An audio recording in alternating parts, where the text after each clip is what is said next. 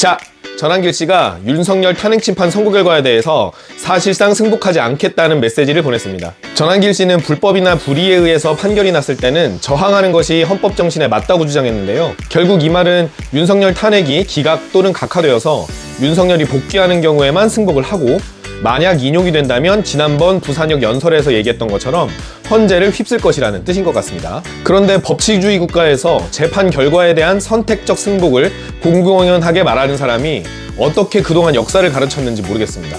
여러분도 아시다시피 일반적인 민형사 재판 절차는 3심제를 따르고 있기 때문에 재판 결과에 대해서 대법원까지 항소, 상고를 하는 것이 가능하지만 헌법재판소는 단심제입니다.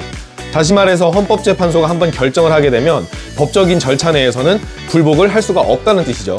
그래서 전한길 씨의 말은 결국 대한민국의 헌법과 법치주의, 제도, 모든 것을 부정하고 본인이 마음에 들지 않으면 나는 폭도가 되어서 사회를 전복시키겠다 라는 얘기로밖에 들리지 않습니다. 재판이라는 것은 원래 그 본질 자체가 서로 다른 생각을 갖고 있는 사람들이 국가 권력에 대해서 판단을 내려달라고 요청을 하는 것이기 때문에 그 결과에 대한 승복을 당연한 전제로 깔고 있습니다. 그런데 이걸 부정하게 되면 나라를 애초에 유지할 수가 없게 되는 것이죠. 지금 국민의힘 의원들이 극우 세력에 동조해서 사법부를 매일같이 공격하고 있죠. 이건 본인들도 법리적으로 봤을 때는 윤석열이 내란 혐의를 벗을 수 없다라고 판단을 하고 있기 때문입니다. 메시지를 공격할 수 없으면 메신저를 공격해라. 한 번쯤 들어보셨죠? 상대방이 옳은 말을 하고 있으면 도저히 논리적으로는 반박을 할 수 없으니까 상대방에게 먹물을 뿌려서 그 사람이 설령 콩으로 매주를 쓴다고 하더라도 다른 사람들이 믿지 못하게 하는 그런 방법이잖아요. 윤석열이나 내란에 동조하는 국민의힘 의원들 전략이 바로 그겁니다.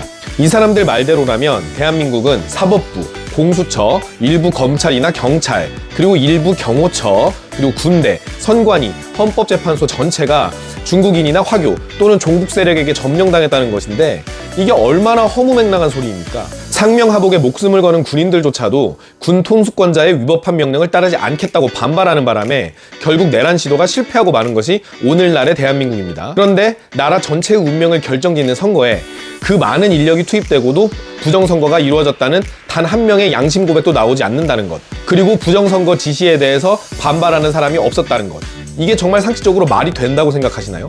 국가의 모든 행정 권력을 쥐고 있고 가장 고급의 정보를 얻을 수 있는 대통령이라는 자리에 오른 사람이 자신이 동원할 수 있는 적법한 수사 권력 또는 정보기관의 정보력, 그 밖에 사회 각 기관에 흩어져 있는 다양한 정보 루트를 다 제껴두고 아무런 검증도 할 수 없는 일개 개인이 본인의 내내망상 속에서 방송을 할 수 있는 유튜브 내용만 믿고 계엄을 선포했다. 이게 너무나 웃기면서도 슬프고 한편으로 비극적인 이야기 아닙니까?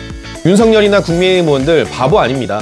명문대 나오고 어려운 고시 붙고 조직에서 헤드까지 해본 사람들이 부지기수입니다. 그렇기 때문에 자신들이 정상적으로 돌아가는 국가제도 안에서는 단죄될 수 없다는 것을 너무나도 잘 알고 있어요.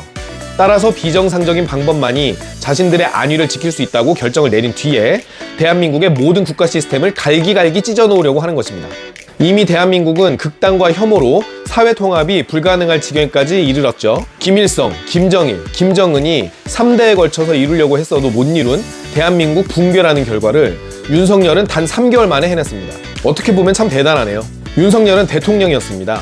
자신의 지지자만 바라보는 것이 아니라 자신을 지지하지 않는 대한민국 국민들까지 함께 보듬고 이 나라를 이끌어 나가야 하는 위치에 있었던 것이죠. 자신으로 인해서 혼란에 휩싸인 나라에 대해서 일마리의 책임감이라도 있었다면 헌법재판소 탄핵심판 최종 변론에서 통합과 화해의 메시지를 냈어야 합니다. 하지만 그러지 않았죠. 김계리 변호사는 나는 개몽됐다 라는 희대의 명언을 남겼고, 윤석열 본인은 거대 야당이 북한 지령을 받아서 탄핵 선동을 하고 있다는 말을 했습니다. 헌법재판소가 자신을 파면할 경우에 불복하겠다라는 의지를 확고하게 표명한 것이죠. 윤석열이 불복의 메시지를 낼 때 극우 세력들은 헌법재판소를 공격하고 언론사를 공격하고 또 야당을 공격하고 모택동 시절의 중국 홍위병처럼 온 나라를 피로 물들게 할지도 모릅니다. 그리고 저는 그것이 가장 염려가 됩니다. 오늘 영상은 여기까지입니다. 감사합니다.